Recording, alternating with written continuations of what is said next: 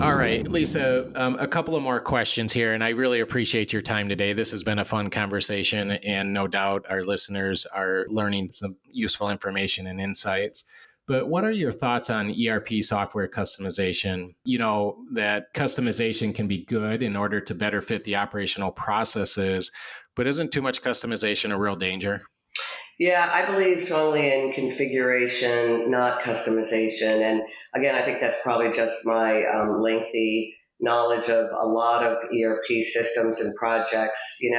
It's really important that it is easy to continue to take upgrades, right? And obviously, in if you are in a software as a service model, these updates come fairly frequently. Customizations can cause challenges and problems with that or delays in those cycles.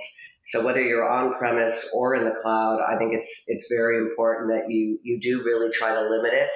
If customizations can do outside the actual code base, and there are a number of ways that we sort of accomplish that, then that could be an area where it's still okay. But I think most of the time we see customizations, it's because they're trying to match something they did in their prior system. Right. I think it's usually something that the goal is to look at how the system today could still resolve and help you address that issue without having to make those changes. So that will always be our preference, is to work with our clients on configuration, not customization. So, Lisa, you'd mentioned the idea of end users comparing with the previous system. What would you say is what's your experience with that? Would you say that that's pretty typical when you go from whatever system to Epicor, that that's just human nature for a while as they go through that, what we call the post go live, a little bit of a productivity dip and learning curve? Absolutely. And it's actually great that you mentioned that. I mean, again, something we try to prepare the customer for, right? I mean, we'll go into some companies where they literally have users still using green screens where it's, tab, tab, return. They know exactly when to type, tab, tab, right? They have the number of Yeah. exact, keystrokes Yeah. memorized.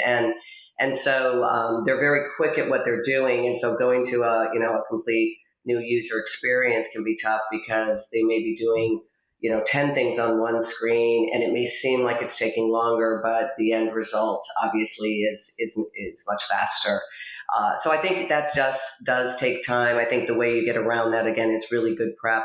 Lots of user labs where they get a chance to really practice with the software ahead of time, and then I think it is just sort of feet on the ground when you go live, right? We had a customer go live in Germany over the weekend. It was kind of all hands on deck, right? We had resources there, but also people available in the event that there were challenges or issues.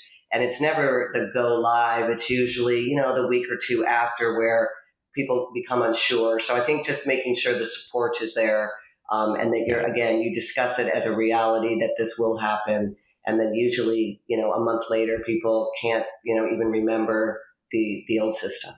Yeah, that's so true. And if an organization goes through the proper selection, I guess method, as we've discussed today, that probably means that first of all they agreed that they had to do something different, right? On a very first question, I think it was you talked about this idea of being adaptable and flexibility within your organization, and sometimes that means changing your business solution.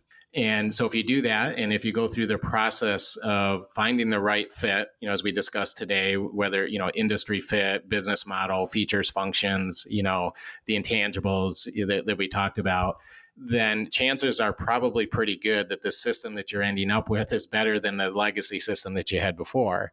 But despite that, there's always, it seems, and of course, this varies from organization to organization and from user to user, but usually you got to get past the bit of the go live, what we call the productivity dip or the learning curve, and users come out on the other end. And usually what we see is they're like, wow, yeah, this is a better solution. This we made the right choice. We did the right thing, despite the fact that those are probably the same people that throughout the process they keep comparing to what they had before. And I'm not saying that's a bad thing. I think it's in part human nature, and it's Mhm. it's in part part of the process. But it's always something that comes up on every project. You are listening to the ERP Organizational Change Journal podcast, dedicated to private equity stakeholders, practitioners, and researchers seeking ERP organizational change success.